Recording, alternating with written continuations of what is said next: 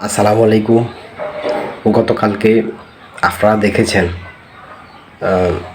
শেখ হাসিনার ফাঁসি রায়ের পরে তার উকিল যখন বক্তব্য দেয় তখন ঠিক মানে যখন উনি বলেছিলেন এই ছবিটা দেখেন, এই ছবিটার মধ্যে যেভাবে হাসতেছে, এই হাসিটা দেওয়ার সময় হাসিটা দিতে দিতেই তিনি বলতেছেন, সবাই কিন্তু ভিডিওটা দেখছেন, হ্যাঁ, তারপর আমি বলতেছি বিশ্লেষণ করার জন্য, উনি এই হাসিটা দিতেই বলতেছেন যে ওনার কষ্টে বুক ফেটে যাচ্ছে, ওনার ভিতরে কষ্ট হচ্ছে, উনি অনেক কষ্ট পেয়েছে, এই কিন্তু হাসতে হাসতে বলতেছে এই কথাটা। হ্যাঁ, উনি পরে কী ব্যাখ্যা দিবেন জানি না এই হাসির, তবে ওনার হাসিতে মনে হয়েছে উনি নিজেও খুশি হয়েছে।